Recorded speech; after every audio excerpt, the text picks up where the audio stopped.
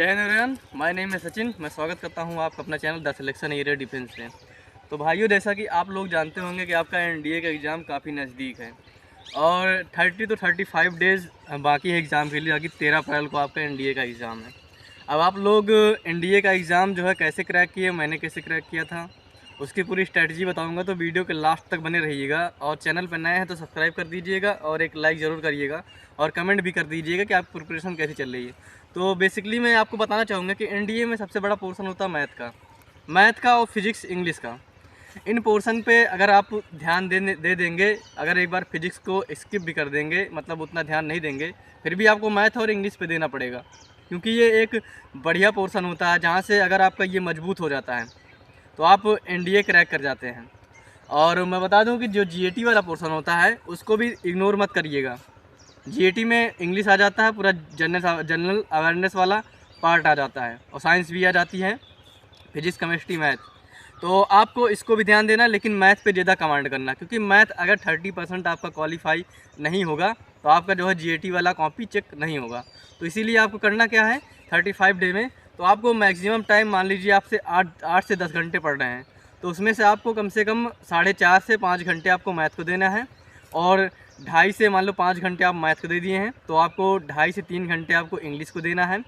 और आपको 10 घंटे तो पढ़ना ही है, मिनिमम 10 घंटे एनडीए के लिए 35 डे आपको पढ़ना है।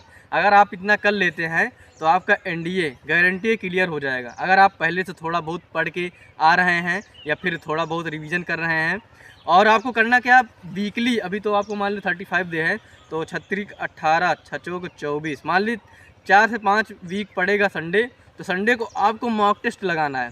क्योंकि भाई एनडीए का एग्ज़ाम में टाइम बहुत लगता है और काफ़ी लोगों को बैठने की आदत नहीं होती। तो मतलब एग्ज़ाम में मतलब रूबरू, अगर ऑफलाइन आपको मॉक टेस्ट अवेलेबल है तो कहीं किसी एकेडमी में ऑफलाइन दे दीजिए, और या फिर आपको टेक्स्ट बुक पे आप मॉक टेस्ट ले लीजिए, वहाँ से एनडीए का पीवाईक्यू लगाइए, पूरा अटेम्प्ट करिए एग्ज़ाम। क्योंकि हम देखते हैं कि अगर मोबाइल से कोई अटेम्प्ट कर रहा है एनडीए का मॉक टेस्ट तो वो जो है आधे पे स्किप कर दे रहा है।